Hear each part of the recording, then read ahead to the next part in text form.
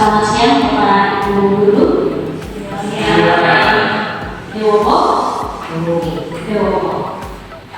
Siang berarti Dewopo. Kalau pagi Dewopo. Ya. Terima kasih atas kesempatan yang diberikan kepada saya, khususnya untuk saya hormati di siang hari ini Bapak Kapolsek Kesiswaan dan Bapak Kapolsek Sarana Prasarana sekaligus mewakili kepala sekolah untuk bersama saya hari ini saya melakukan aksi nyata saya tentang diskriminasi budaya positif yang ingin saya terapkan di lingkungan SMP Negeri 1 Kota Sorong.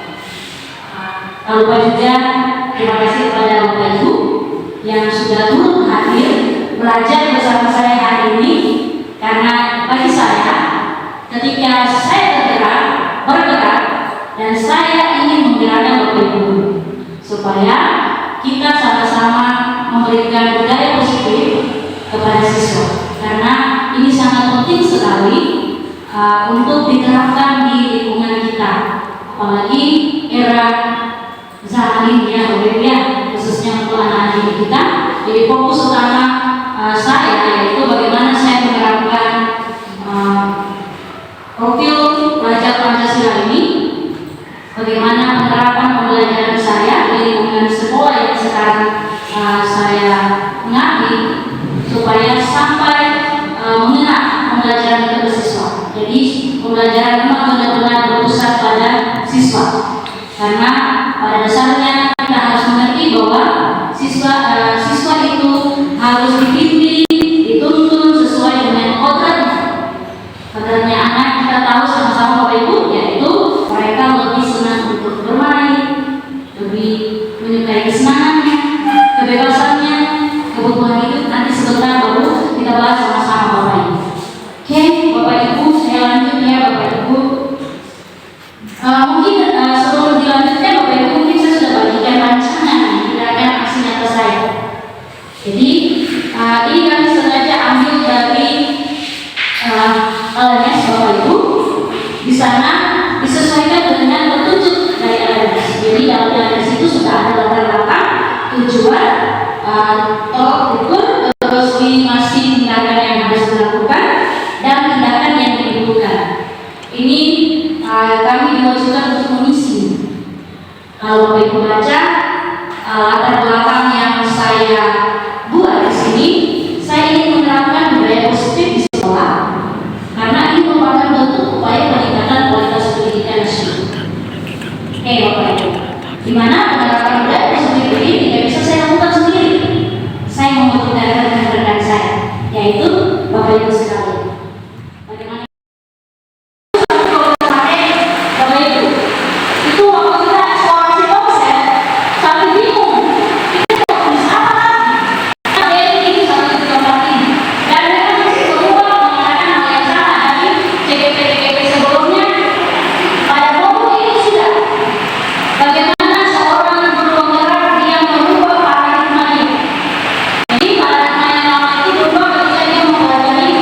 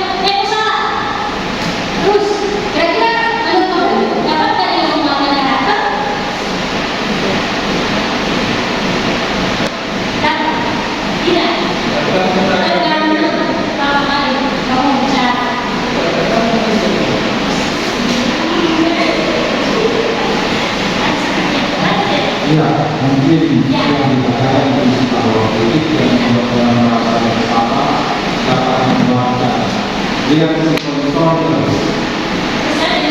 kondisi dan toleransinya.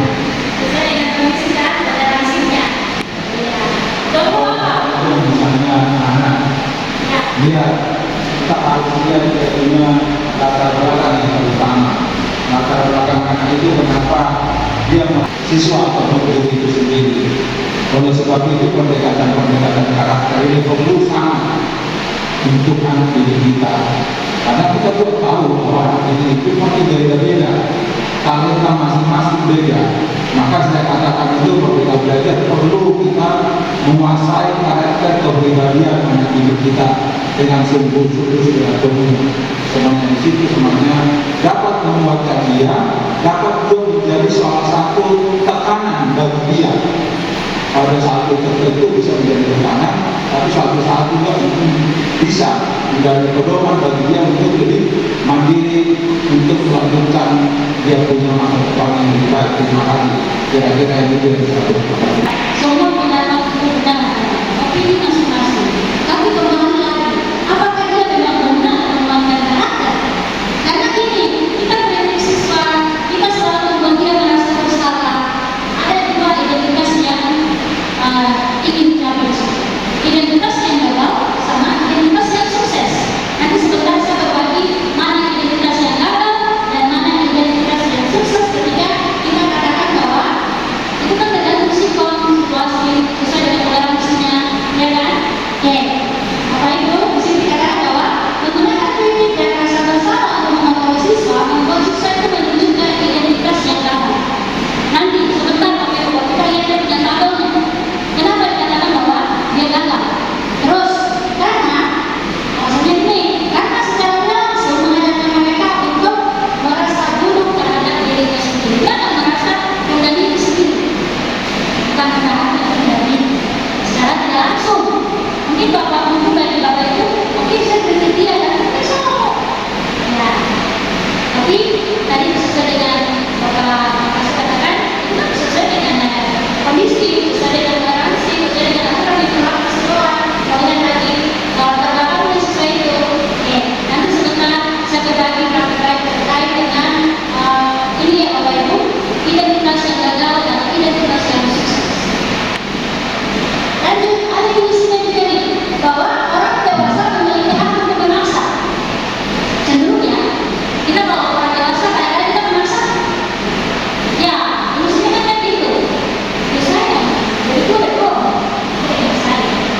Saya guru, pemurid. Boleh nggak saya? Boleh nggak saya dulu? Saya mau bicara. Oke, kira-kira seperti itu.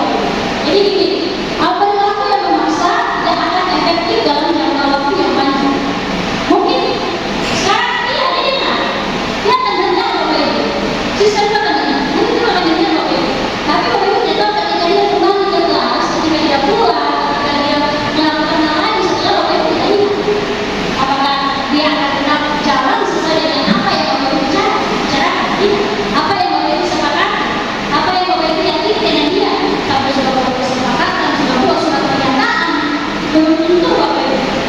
Karena sifat kita ini yang dewasa ini kadang memaksa siswa tanpa tanya apa kebutuhan dasarnya. Nanti sebentar saya sampaikan 5 kebutuhan dasar yang kita miliki. Jadi bukan kita saja tapi sesuai dan itu kita harus memberikan atensi kepada. Lanjut Bapak Ibu, ini menurut Steven dia katakan bahwa jika itu membuat kemampuan perlahan ubahlah sikap dan perilaku. Sekarang ini lebih di karakter ya saya bilang. Jadi ini sangat penting untuk seorang guru. Sebelum kita meminta sesuatu memiliki karakter yang baik, yang benar. Yo, kita refleksi juga ya, biasa gitu. Refleksi lagi diri kita. Apakah seorang guru itu sudah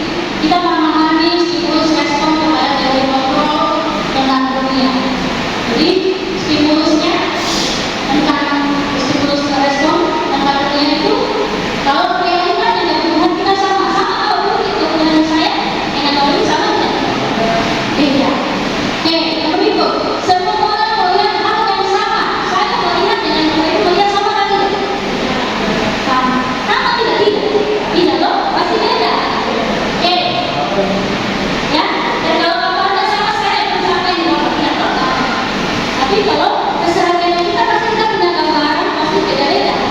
Kemudian beda-beda, kasusnya beda-beda. Tapi Bapak Ibu, kita mencoba mengubah orang agar berpandangan sama dengan kita. Kadang-kadang kita ingin seperti itu.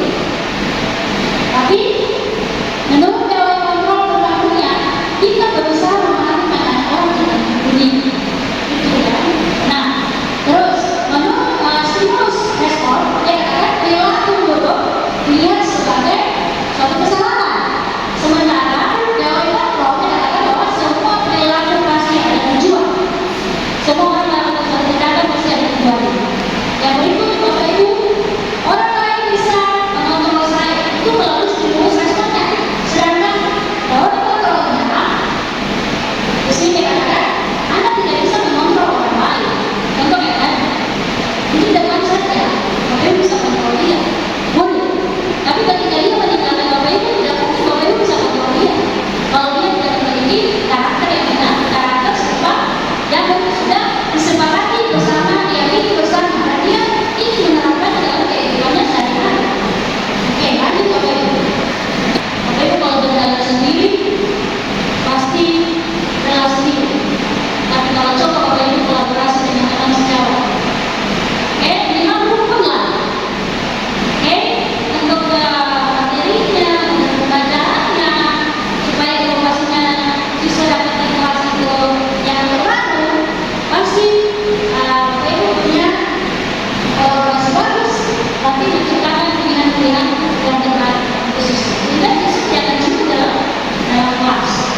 Lanjut Bapak Ibu, di stimulus respon, model berpikirnya hanya menang atau kalah.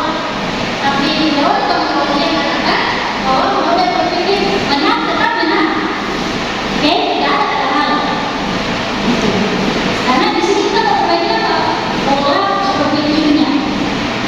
Oke, lanjut Bapak Ibu. Oke, ini makna kata disiplin. Saya rasa kalau kata disiplin ini semua sudah pasti ini ya. Sudah pasti disiplin lah, tidak perlu lagi katakan semua disiplin. Oke, kelihatan kemudian sekarang sudah sangat disiplin. Apalagi disiplin waktu. Oke, Bapak Ibu. Nah, sebelum kita lanjut, saya punya signal Bapak Ibu. Budaya positif apa yang ingin Bapak Ibu terapkan di sekolah? Terserah. Oke, berikan contoh budaya positif, terserah Bapak Ibu. Bagus apa saja? Terserah saya ingin siswa yang berkarakter yang baik, terserah. Itu pandangannya Bapak Ibu, opininya Bapak Ibu. Silakan Bapak Ibu tuliskan, boleh 1, boleh 2, silakan. Dan sebaliknya Bapak Ibu lakukan. Oke, ini ada di warna sembarang katanya. Siswanya memiliki karakter orang tuanya terserah. Waktu sahabatnya terserah. Kalau Bapak Ibu sudah selesai satu contoh budaya positif yang ingin Bapak Ibu terapkan di sekolah, satu contoh saja, Bapak Ibu sekarang tempelkan di depan sini Bapak Ibu. Oke, kalau sudah selesai ya, mari Bapak. Ini saya meminta kolaborasi bersama ya, dari Bapak sama saya. Oke, Bapaknya sudah selesai. Terserah Bapak Ibu.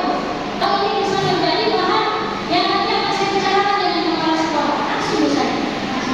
Terserah. Bapak Ibu di atas, dari samping, kiri, kanan, boleh. Integritas. Masih ada lagi yang mau diapakan? Nanti masih ada yang berikutnya lagi. Tenang aja. Masih ada lagi yang berikutnya. Oke. Bapak Ibu yang nanti kita buat anak ini selalu dia menghindar untuk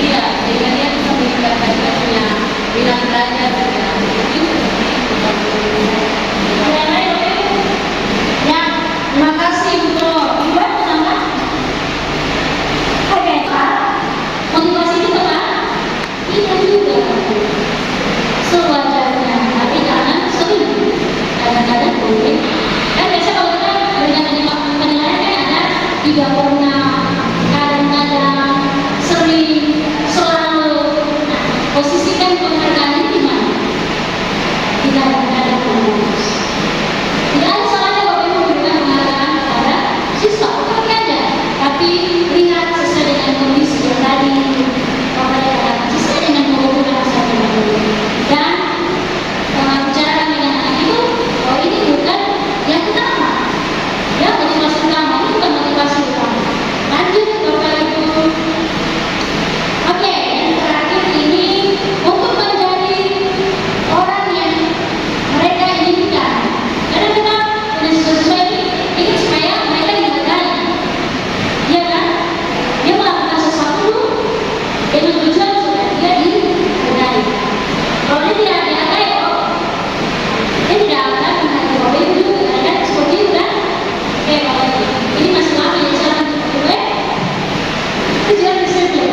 Ini tujuan disiplinnya ya Bapak Ibu, bahwa untuk menanamkan motivasi kepada semua siswa kita agar mereka menjadi orang yang mereka inginkan. Terus mampu menghargai diri sendiri dengan nilai-nilai yang mereka percaya. Nilai-nilai apa? Nilai-nilai kebajikan. Nanti ketika nanti masuk di dengan kelas ada namanya materi tentang nilai kebajikan. Kalau Bapak Ibu yang di kelas 8 yang kemarin temanya tentang nilai kelas pasti sudah tahu nilai kebajikan itu yang kita sudah pelajari di proyek kelima. Karena di kelas 8 itu kan sudah ada materi tentang itu. Ketika ingin membuat nilai kelas bersama peserta didik dalam kelas. Oke Bapak Ibu, lanjut. Nah ini jadi kelas. Kenapa ini? Bapak Ibu, keyakinan kelas ini penting? Penting. Apakah keyakinan kelas itu hanya untuk bahan kelas saja? Atau seluruh? Ya? Kira-kira keyakinan kelas apakah hanya untuk di kelas saja atau untuk seluruh warga sekolah? Tapi di sini dianjurkan, diharapkan kita bila perlu keyakinan itu secara menyeluruh berlaku untuk semua dalam situasi pendidikan, berlaku secara kalau bisa berdampak positif yang lebih luas ke depan. Itu kira-kira yang bisa saya berikan untuk kita. Bapak Ibu sepakat dengan saya bukan hanya di kelasnya saja, tapi untuk universal. Siapa saja yang masuk di dalam kelasnya Bapak Ibu, dia berlaku kan? Iya. Supaya yang tadi tujuan budaya positif itu tercapai. Tercapainya keamanan, tercapainya kenyamanan belajar, tercapainya ya kalau Bapak Ibu sudah saling menghargai dalam kelas. Ya, kalau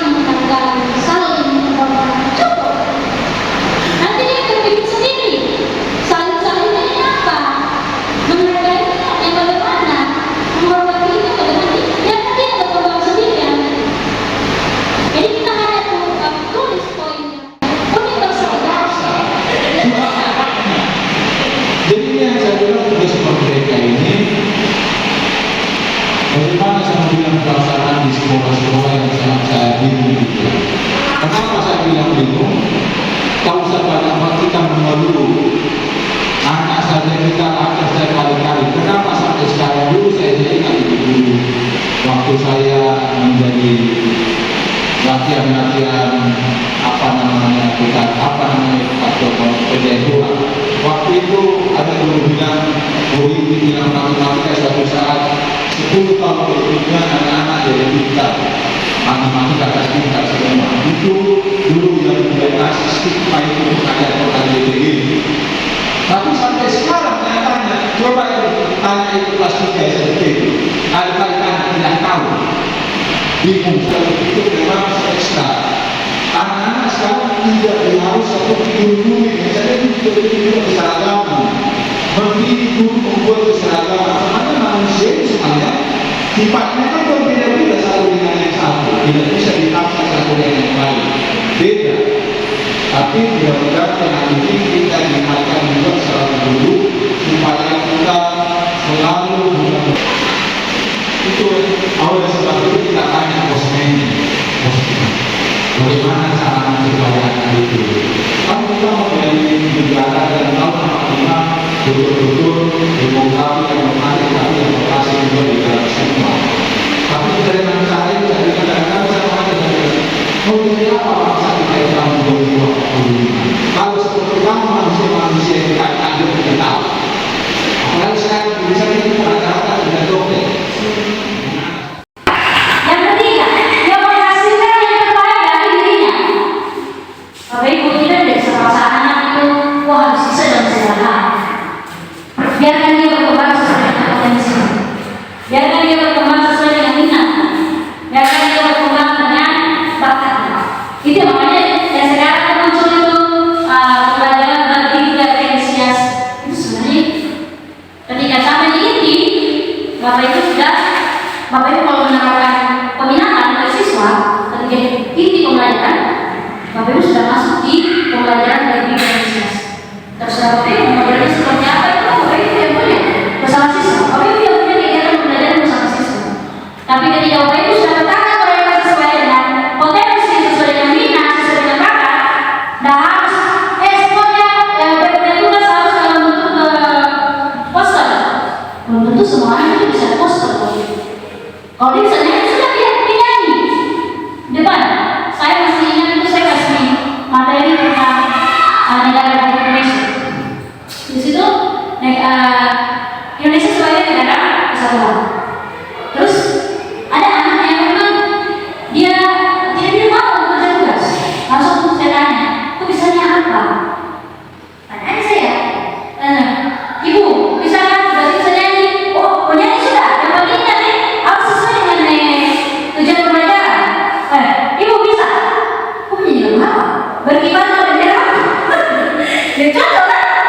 Cocok tuh pasti ini apa namanya topiknya saya. Meskipun dia punya judulnya berkibar ke bendera, tapi negara kesatuan itu saya. Menyanyi saya. Tidak ada salah menyanyi saya. Dia malas nulis, dia mau nyanyi. Terus sudah sesuai dengan bakatnya, sesuai dengan minatnya. Go. Nah ada yang salah. Itu namanya Bapak Ibu sudah menerapkan pembelajaran diferensiasi. Karena Bapak Ibu tanya mereka, maunya yang bagaimana? Kan pembelajaran yang bisa kita menyadarkan anak sesuai dengan kodratnya mereka. Kodratnya mereka kalau mau bermain belajar sambil main, ya biarkan aja. Bapak Ibu kalau masuk di kelas 8, kadang anak itu ya di lantai, saya kasih dia saja. Dia tidur-tiduran di mana-mana, saya kasih dia. Kasih dia. Kenapa? Saya ingin dia itu menikmati pembelajaran itu. Saya tidak ingin memaksakan dia harus duduk di satu tempat yang memang harus yang sudah ditentukan itu. Pokoknya bagaimana saya? Duduk sini. Oke, ibu sama pertemuan saya mau satu kelompok ini, yuk silakan. Dia bisa kerjasama, silakan saya. Gitu Bapak Ibu. Lanjut Bapak Ibu, nanti lama-lama. Oke, mengikuti peraturan. Nah ini kembali ke kelas Bapak Ibu bersama dengan siswa. Menjalankan kegiatan kelas. Kalau sudah dibuat, dijalankan dengan mereka. Tadi, jangan banyak-banyak. Kita cukup.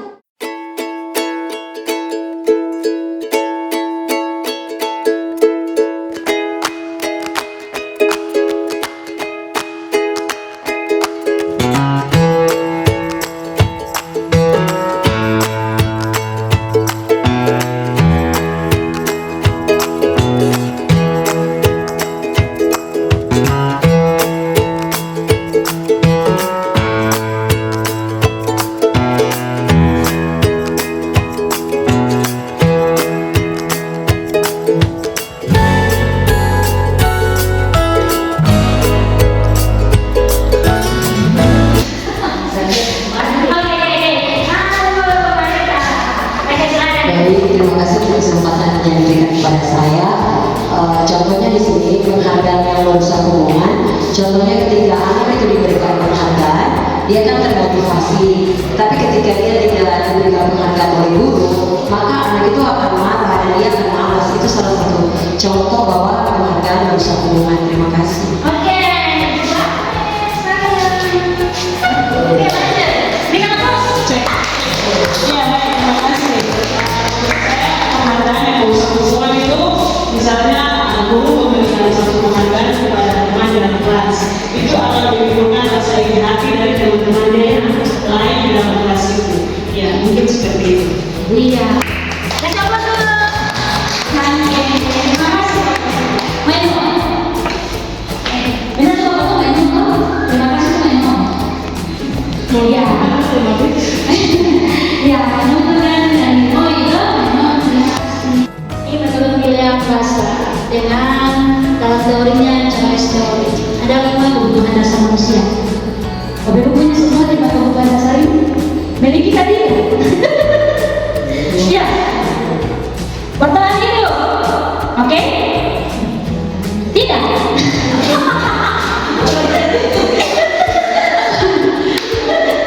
Pastilah kalau terbatas itu kamu tidak di sini.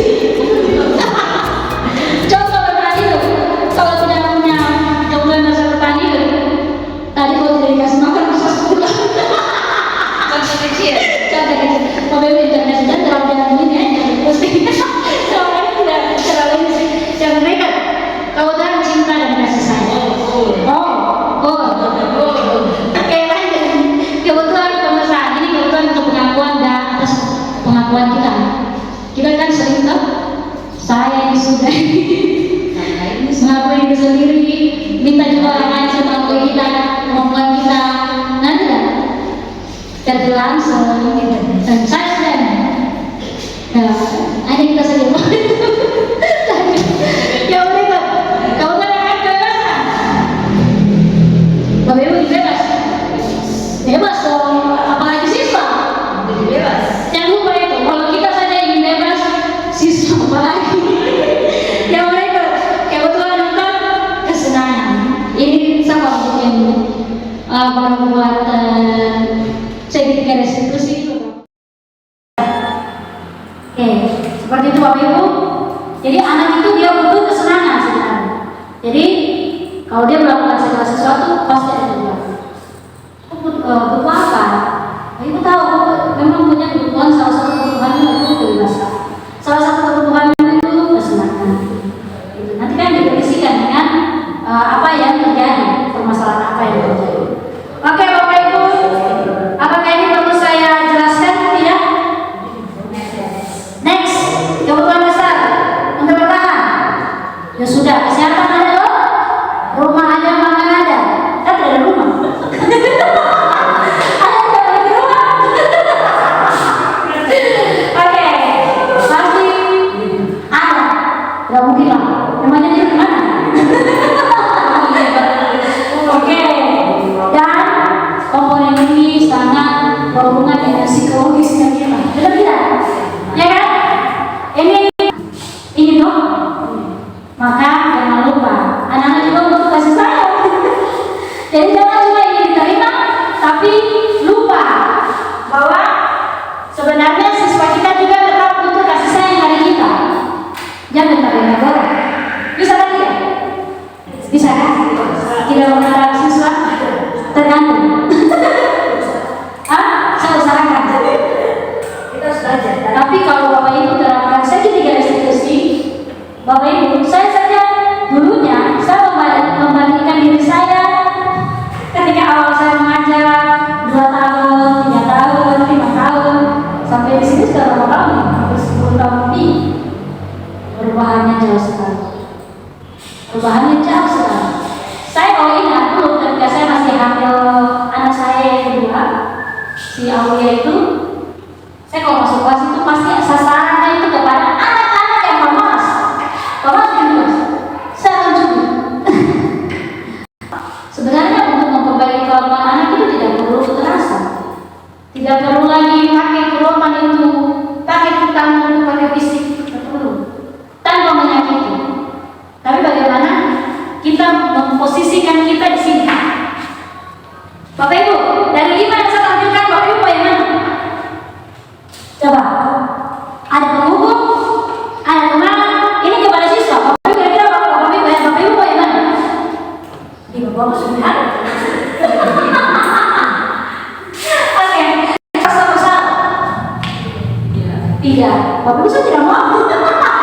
Oke. Monitor, mantap. Mau, bisa. Oke, bisa. Lanjut. Lanjut. Oh, lebih bisa lagi. Mantap. Sekarang yang tahu. Ceritakan pengalaman Bapak Ibu. Saya ini Bapak Ibu ceritakan pengalaman Bapak Ibu mulai dari Bapak Ibu pernah tidak sebagai pengunjung? Kalau pernah, tolong ceritakan pengalaman dengan saya bersama dengan teman-teman lain. Mau mulai dari siapa? Yang belum jawab. Iya. Hah?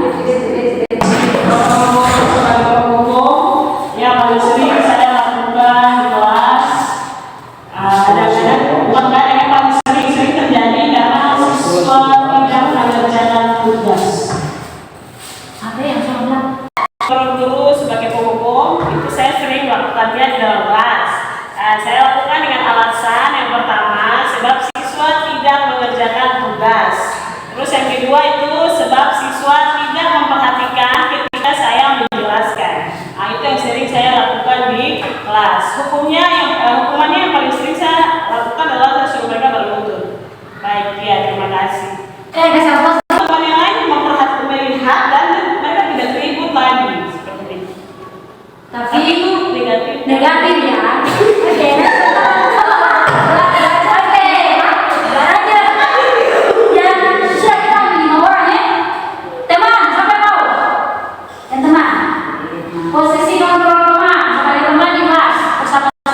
Salah satu contohnya ketika antara saya guru dengan siswa menjadi teman, itu siswa terkadang curhat seperti itu. Curhat. Jadi itu posisinya kita sebagai teman antara guru dan siswa. Terima kasih. Oke. Benar terus. Pas belajar pelajaran informatika di kelas Apati, waktu itu ada anak muridnya dibully gitu, terus dia lapor ke saya. Cuma karena mungkin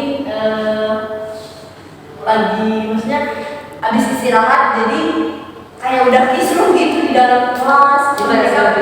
Mereka apa? Kayak saling ejek, saling nggak bisa dikontrol, akhirnya menangis ya. Udah ini udah disuruh diam tapi nggak mau diam, akhirnya sudah dari situ keluar. Gitu saja. Atau ini Matrix? Tambah saja.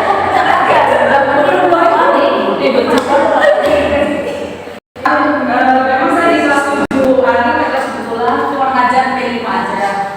Jadi kalau sesuatu apa saya sering datang untuk pendekatan sama anak-anak. Jadi teman juga ya, jadi manajer juga iya seperti itu. Jadi kolaborasi lah. Jadi setiap hari saya ngecek tiket dan sebagainya. Tapi kalau saya sini nih. Gitu aja.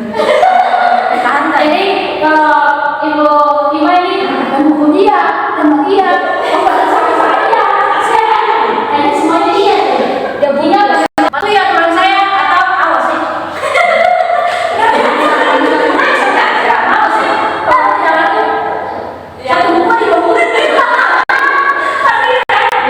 Oh selalu begitu serius. Dia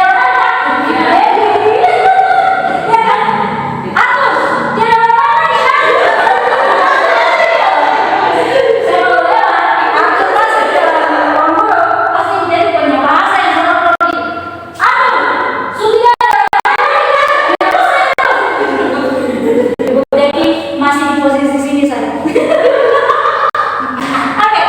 lanjut. Membuat orang merasa bersalah. Pada posisi ini, biasanya guru akan selalu bersuara lembut.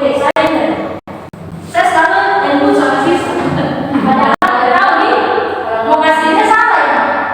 Jadi saya selalu lembut, menggunakan bahasa yang hening sehingga membuat siswa itu tidak nyaman. Dia bersalah, bahkan dia akan bernahan. Oke? Tapi contoh-contoh yang saya selalu gunakan. Ini misalnya, kalau saya, ibu sangat kecewa dengan kamu. Biasanya ibu pakai bahasa ini kan tidak. Saya sangat kecewa dengan kau hari ini. Kenapa kau buat begitu? Pasti kan? Terus, berapa kali itu sudah bilang? Mas, beritahu berapa kali lagi? Menurut saya, kalau kecewa tidak bisa. Putri tidak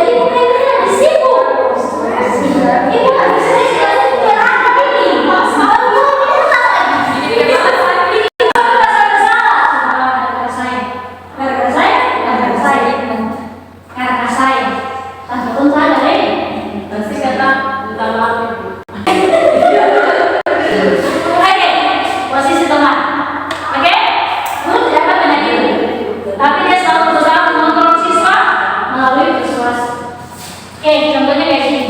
Ayo, bantulah demi ibu. Oke, terus ayo ingat, tidak semua bantuan ingat sama bantuan ibu selama ini. Biasa kayak gitu. Ya? Tapi posisi teman saya, sedangkan yang kita ingin capai adalah posisi manajer. Ketika Bapak ingin menyelesaikan masalah, gunakanlah posisi Bapak itu sebagai manajer. Jangan mendukung, jangan teman, jangan memantau, apalagi membuat orang merasa bersalah.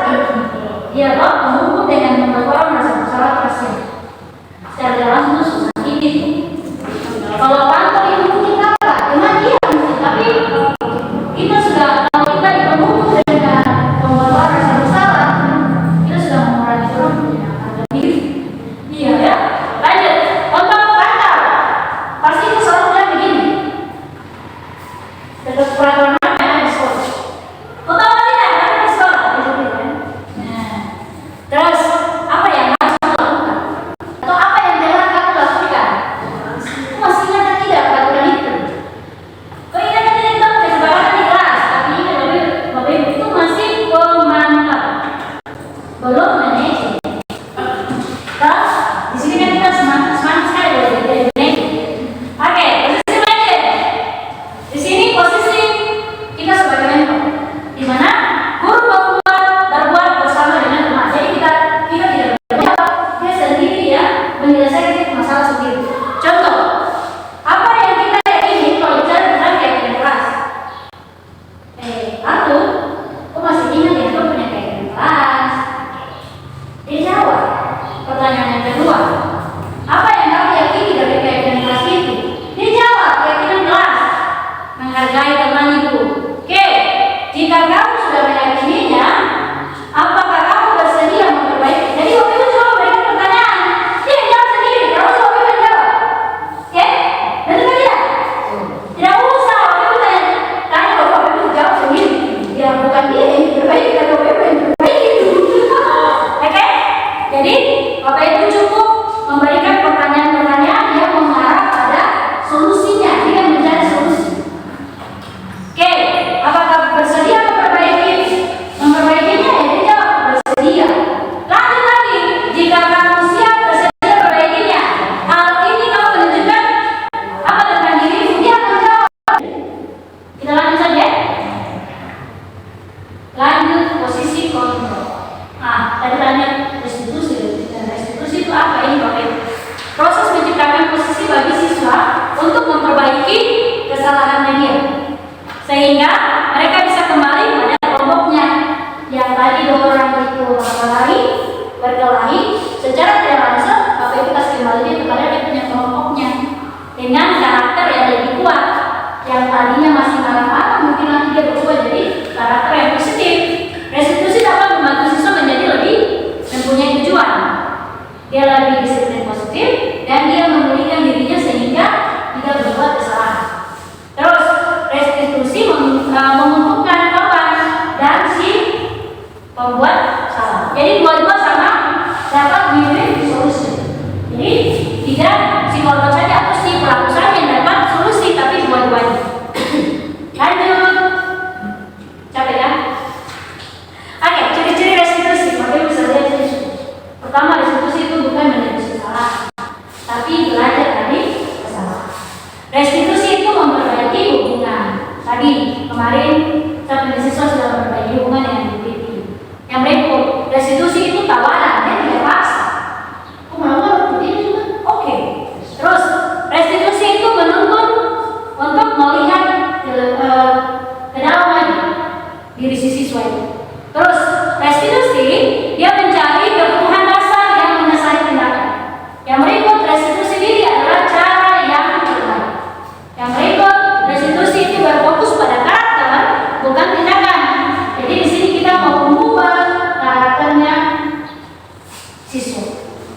Terus restitusi dia menguatkan.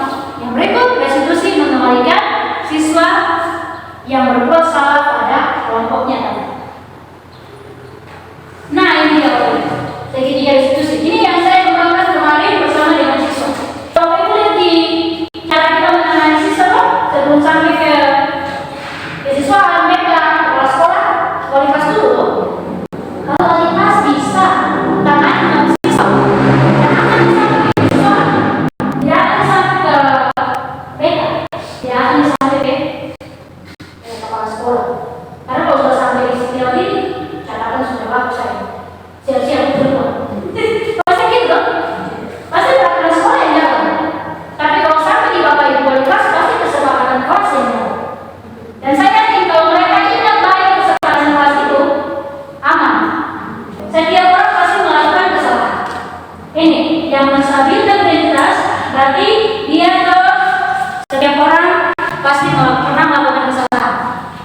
Bapak Ibu boleh pakai ini di kelas.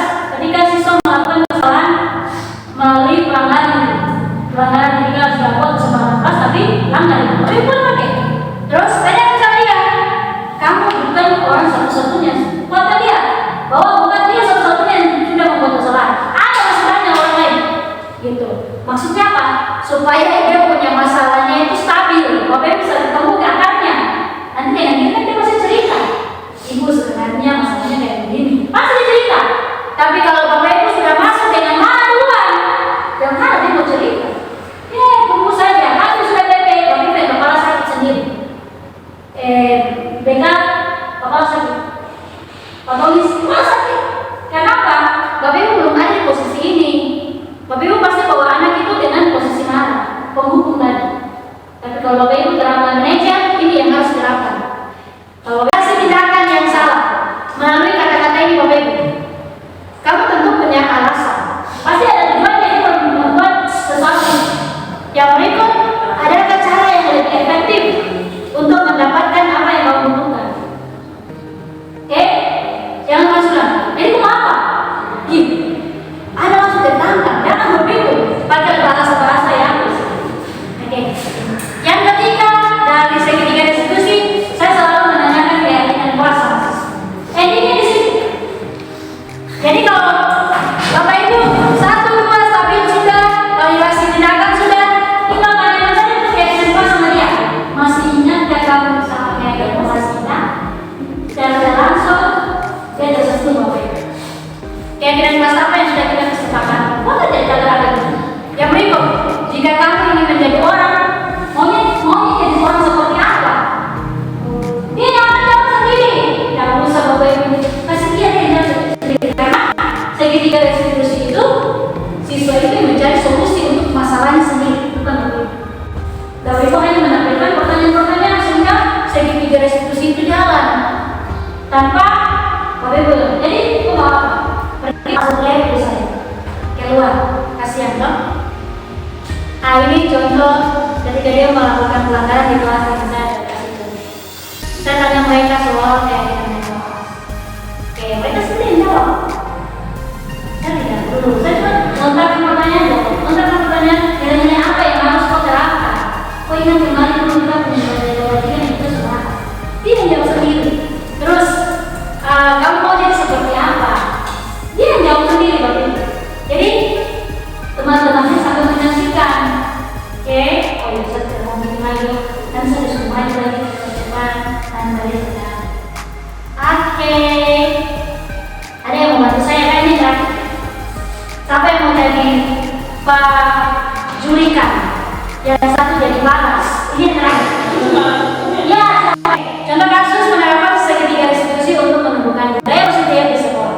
Kasus 1, saya sedang menjelaskan mata pelajaran matematika di papan tulis. Saya memperhatikan ada murid saya yang bernama Bagas tertidur di dalam kelas sehingga dia tidak memperhatikan penjelasan saya. Ketika saya memberikan sebuah pertanyaan, Bagas tidak bisa menjawab. Dia hanya terdiam dan matanya masih terasa mengantuk. Kemudian setelah jam pelajaran selesai, saya memanggil Bagas ke kantor untuk melakukan diskusi. Silakan. Bagas, tadi saya memperhatikan kamu waktu pelajaran matematika di kelas, kamu tidur di dalam kelas ya? Iya Pak, tadi saya tidur di kelas dengan kelas. Setiap orang kalau memang merasa mengantuk pasti juga akan tertidur. Semua orang pasti mengalami hal yang sama seperti yang kamu alami. Tidak hanya kamu saja, dulu Bapak juga pernah melakukan hal seperti itu.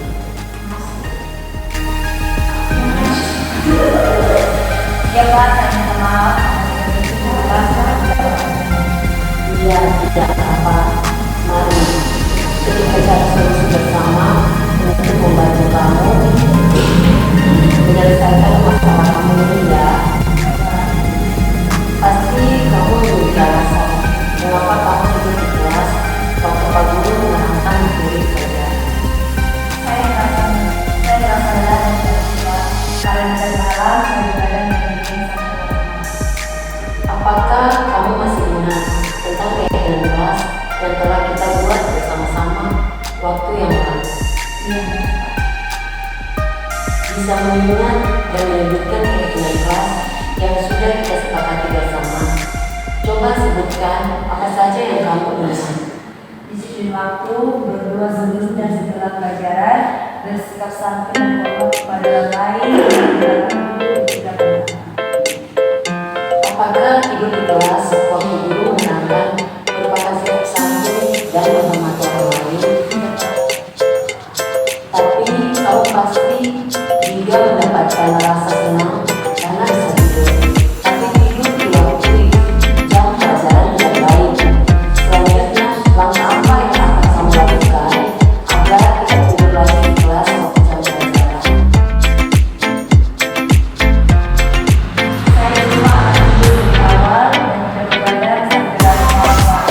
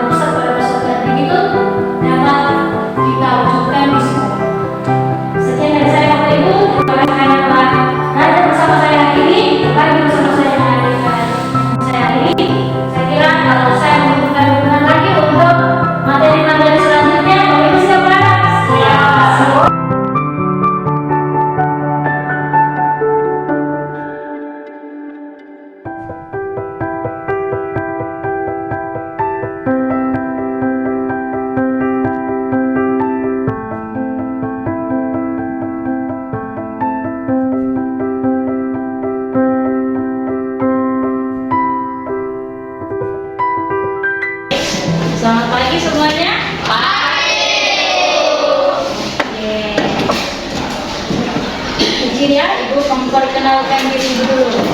Ada sudah tahu nama ibu? Belum.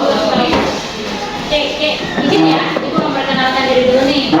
Saya biasa kan kalau kelas tuh kenal maka tak sayang.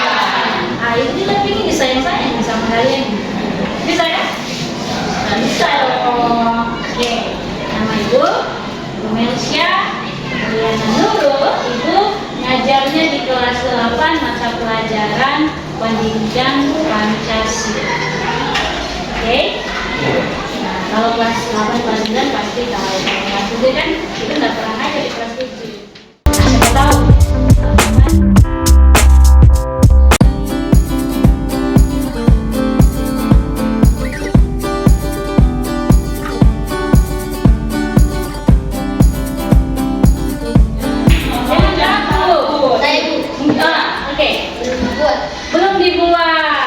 Belum dibuat. Oke, selain belum dibuat,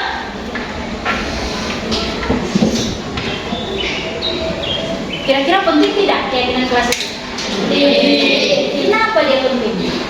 Ayo, Pak Ibu, kita belum buat itu karena belum tahu cara buatnya seperti apa, ya kan?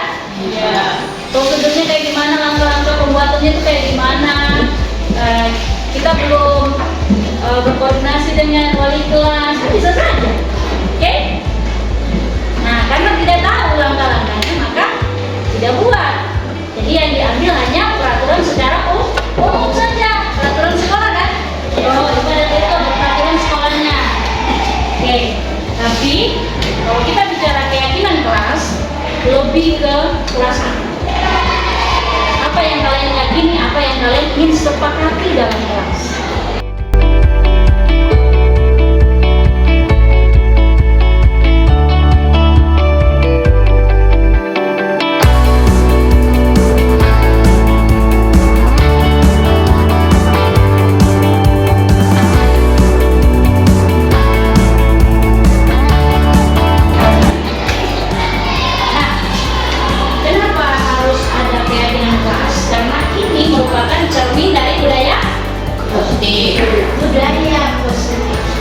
Budaya positif yang ingin kita tumbuhkan, ingin kita kembangkan dalam kelas kita. Kalian mau kelas seperti apa tergantung dari kesepakatan kelas atau keyakinan kelas yang kalian buat bersama dengan wali kelas. Nah, kalau kalian lihat tampilan PowerPoint ini proyeknya kelas 8. Jadi kegiatan kelima diawali dengan keyakinan kelas dari setiap kelas-kelas yang ada di kelas 8. Mereka akan berbicara dengan wali kelasnya, mereka akan berbicara dengan teman-temannya, bagaimana mereka berkolaborasi di dalam untuk menghasilkan sebuah keyakinan kelas. Sebentar, kalian akan berkolaborasi bersama wali kelas dan teman-teman yang ada di samping kiri kananmu, lalu kita akan buat keyakinan kelas. Bisa? Kalian pasti bisa. Oke, target pencapaiannya untuk pembuatan keyakinan kelas ini.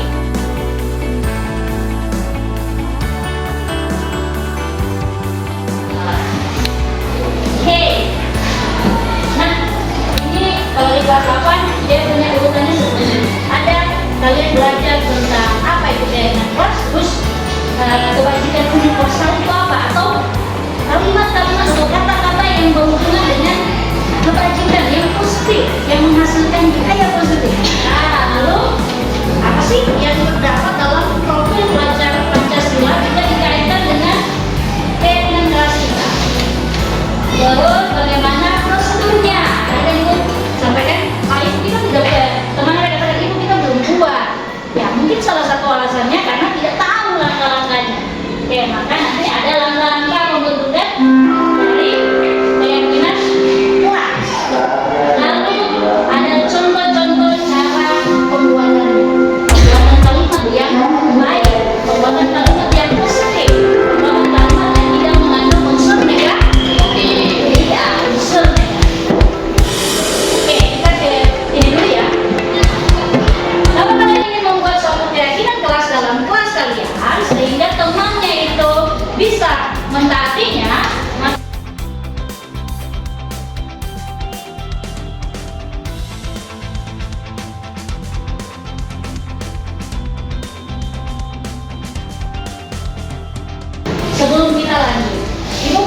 note nih.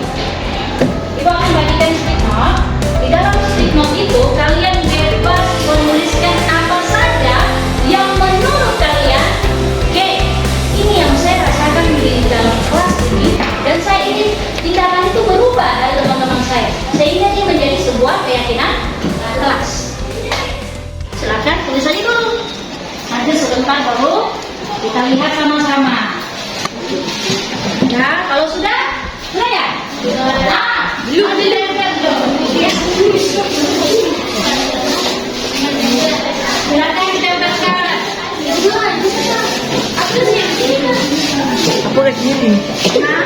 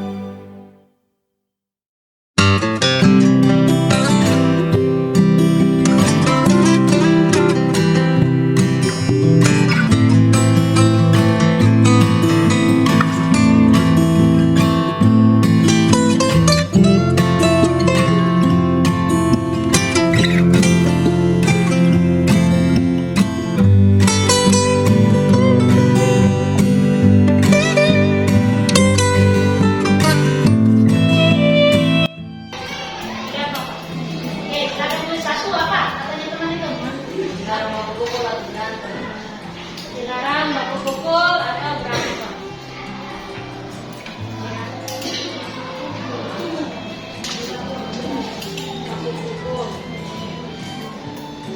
Oke, sudah.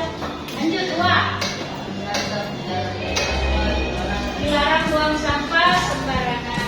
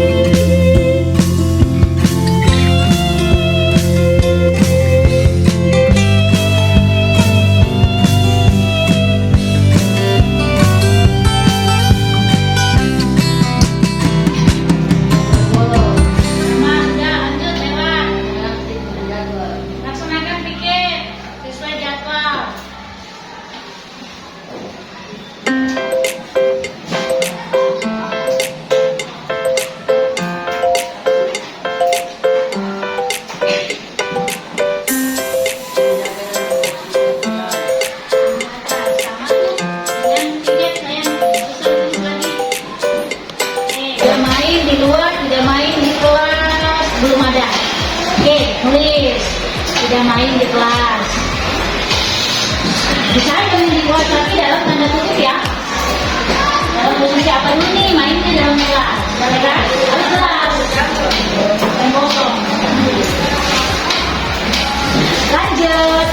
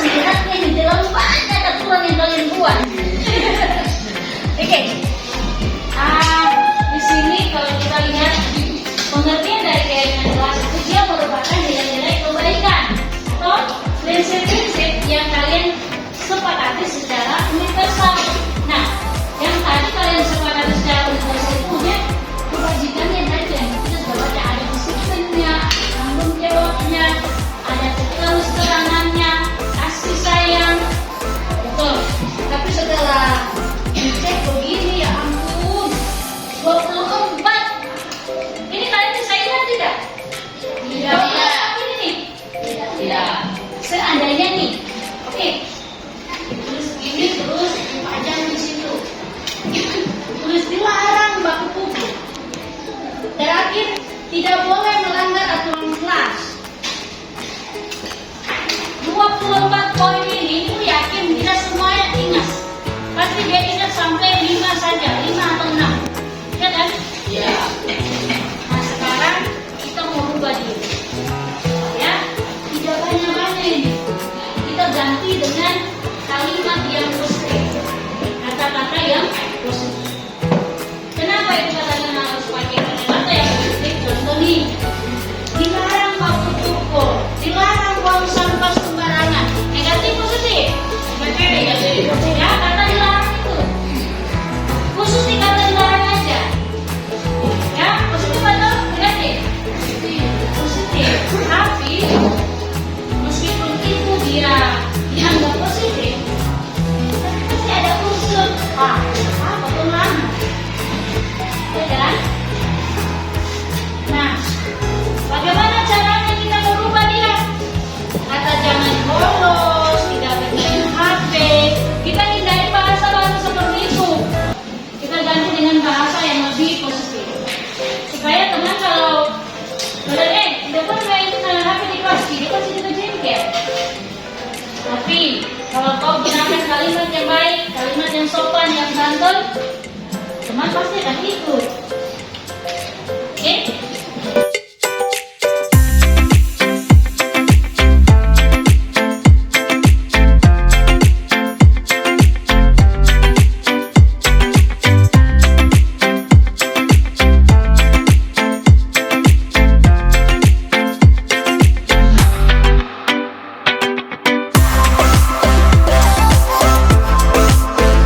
Positifnya, ada larangannya, ada sanksinya. Ribet katanya tuh. Banyak. Pusing mau ingat itu. Jadi bagaimana ya? Jadi malas mulai. Karena terlalu banyak. Hari ini kita mau buat 5 sampai 10 aja, jangan lebih dari itu. Kalau lebih dari 10 sudah bosan. Jadi supaya mudah diingat, mudah dilaksanakan, 5 sampai 10 aja. Oke, lanjut ya. Kalau catering class tadi sudah, catering class itu bersifat universal. Universalnya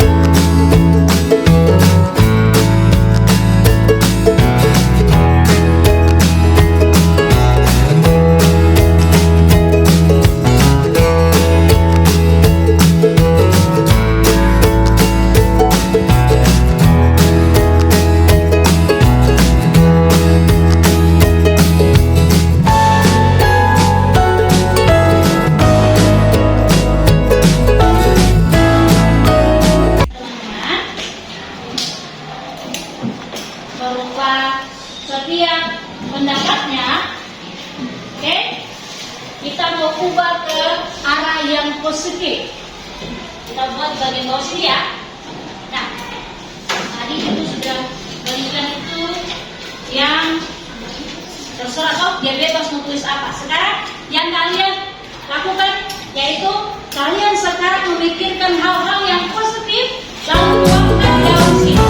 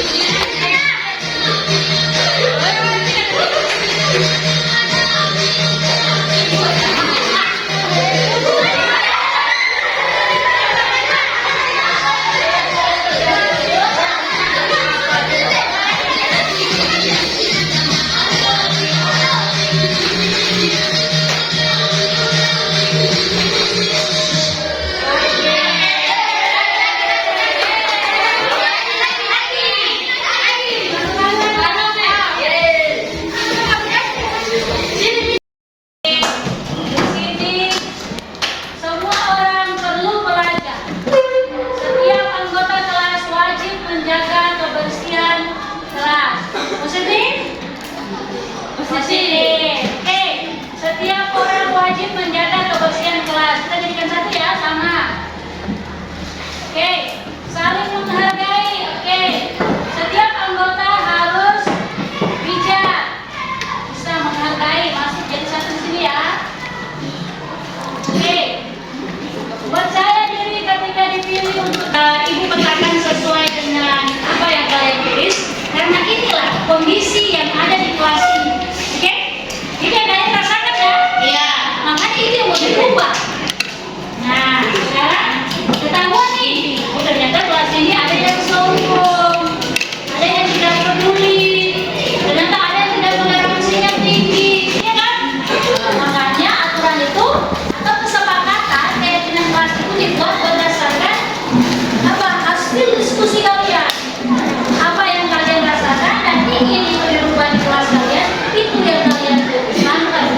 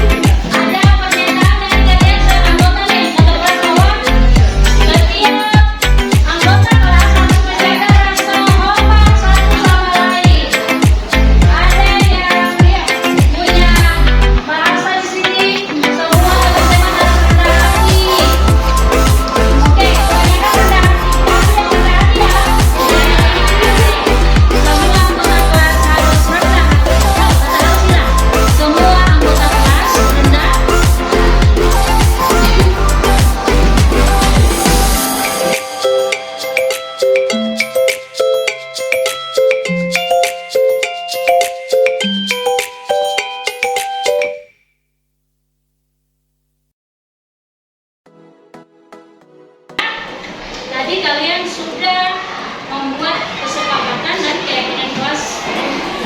Bisa tak?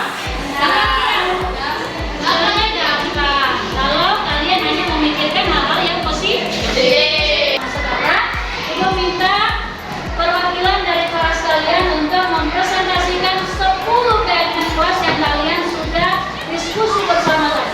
Boleh ya? Boleh? Siapa yang tadi?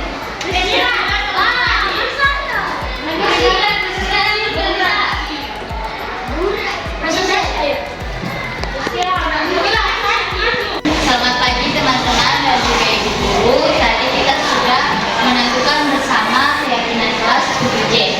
Jadi keyakinan kelas kita ada 10. Yang pertama, semua anggota kelas perlu belajar. Yang dimana semuanya yang ada di dalam kelas ini memang belajar.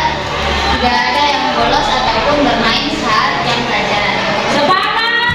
Sepakat. Oke, lanjut. Poin kedua, semua anggota kelas menjaga kebersihan kelas. Jadi, yang piket harus melaksanakan tugasnya dengan baik dan juga membuang sampah pada tempatnya. Poin yang ketiga, semua anggota kelas bertanggung jawab atas perbuatannya. Jadi, kita tidak boleh merusak fasilitas yang sudah dikasih oleh guru. Sepakat? Sepakat.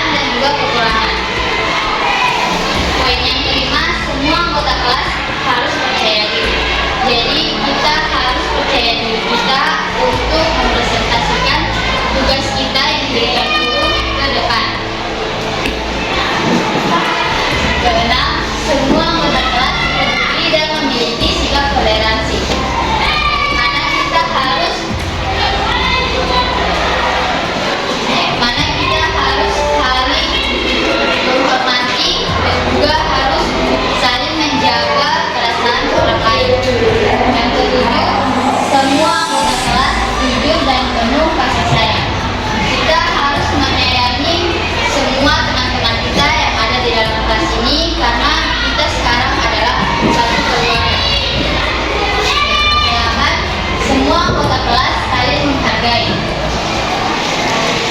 Dimana kita tidak boleh saling mengejek atas kekurangannya kita dan juga kekurangan teman kita.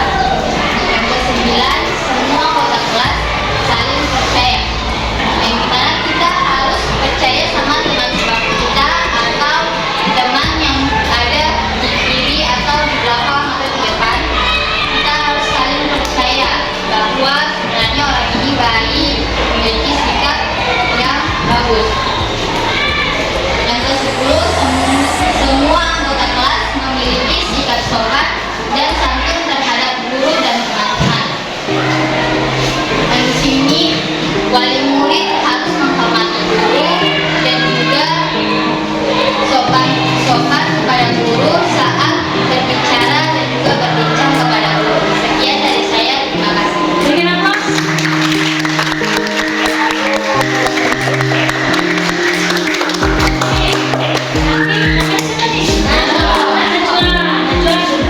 Terus yang berdua mau tempel di mana? Di sana ya? Nanti setelah ya, setelah itu tinggal ditempel di kelas. Sampai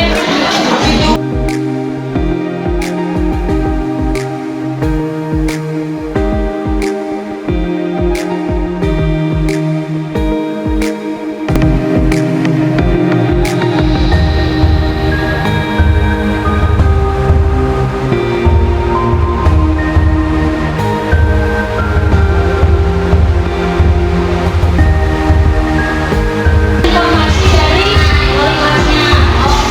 Kalau wali kelasnya itu sudah buat jurnal tentang pelanggaran-pelanggaran kalau ada siswa atau kedapatan yang melakukan pelanggaran di kelas. Nah, kalau budaya positif ini sudah dilakukan, ibu yakin jurnal itu akan kosong, ya toh? Nah, ada tuh tulisan-tulisan kalau siapa? Di sini namanya Abi. Oke, ada tulis dan apa dalam jurnal itu? Waduh, catatan pelanggaran.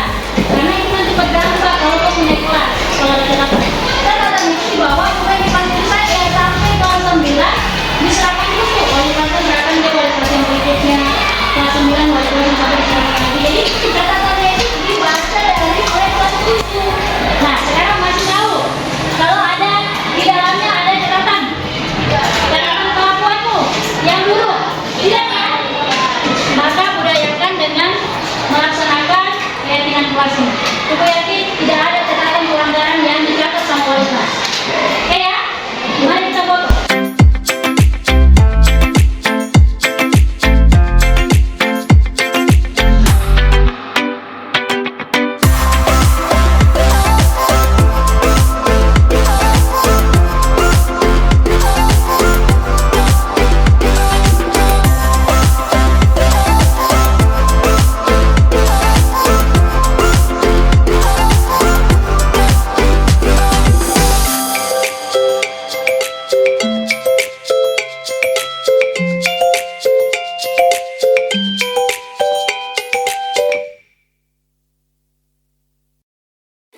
Selamat siang, perkenalkan nama saya Dewan Lavinia Siombing. Saya dari SMP Negeri 1 Kota Sorong. Oke, baik, terima kasih untuk kesempatan yang sudah diberikan oleh Ibu Melsia. Dan saat siang hari ini saya akan menanggapi tentang saat Ibu Melsia mengadakan praktik untuk untuk materi CGP pada hari Selasa kemarin. Di sini saya akan menanggapi tentang yang pertama persiapan materi, isi materi, dan yang terakhir tentang semangat untuk Ibu Melsia untuk tahap berikutnya. Dari segi persiapan materi, saya angkat jempol. Baik dalam segi persiapan maupun tampilan yang dipaparkan Ibu Melsia kepada kami Dewan Guru sangat baik. Nah, dan di dalam penyajian materi saya tertarik dengan satu materi yaitu tentang segitiga restitusi. Nah, saat kemarin hari Selasa kita mengadakan sosialisasi dalam kelas, saat Ibu Melsia menyampaikan tentang segitiga restitusi, dan kebetulan pas hari Rabu kemarin materi yang sudah disampaikan oleh Ibu Melsia itu langsung saya praktekkan di dalam kelas. Kebetulan kemarin saya masuk di salah satu kelas yaitu di kelas 7E. kebetulan ada masalah. Nah, saya langsung teringat dengan materi yang sudah disampaikan oleh Ibu Melisya tentang segitiga restitusi. Dan puji Tuhan, saya langsung praktekkan itu di dalam kelas dan memang sangat membantu untuk kita dewan-dewan guru bagaimana tindakan kita saat melakukan tindakan kelas saat ada kasus antara anak-anak yang tidak yang ada masalah dalam kelas. Dan segitiga restitusi ini sangat bermanfaat dan kemarin saya sudah langsung praktekkan di dalam kelas.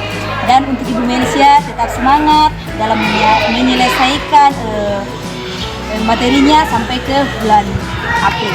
Oke, terima kasih. Assalamualaikum warahmatullahi wabarakatuh. Yang saya hormati Bapak Ibu Guru dan juga teman-teman sekalian, kemarin kita telah membuat keyakinan kelas bersama. Dan sekarang kita akan membahas refleksi tentang pembuatan keyakinan kelas. Yang pertama, bagaimana perasaan setelah mengikuti kegiatan pembuatan keyakinan kelas. Kemarin kita telah menyampaikan pendapat kita satu-satu ke depan papan tulis. Dan juga semua siswa akan memberikan pendapat kepada guru, dan juga guru akan mengetahui bahwa siswa ini menginginkan bahwa kelas ini begini dan juga lain sebagainya. Yang kedua, mengapa kalimat yang berkonotasi negatif dibuang? Mengapa demikian? Karena kalimat yang mengandung konotasi negatif mengandung nilai rasa rendah, tidak sopan, menyinggung perasaan orang lain. Makanya kita membuang kalimat yang mengandung konotasi negatif agar tidak menyinggung perasaan orang lain. Yang ketiga, apa tindak lanjut setelah membuat keyakinan kelas? Yang pastinya kita menerapkan dalam kelas bersama teman dan juga ibu guru. Setelah itu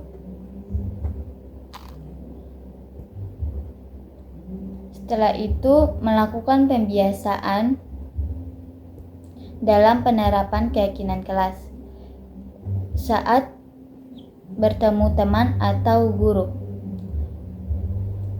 Setelah itu, dengan keyakinan kelas muncul motivasi untuk menerapkan dan membiasakan dalam kehidupan di kelas. Sekian dari saya, terima kasih, dan jika ada salah kata mohon dimaafkan.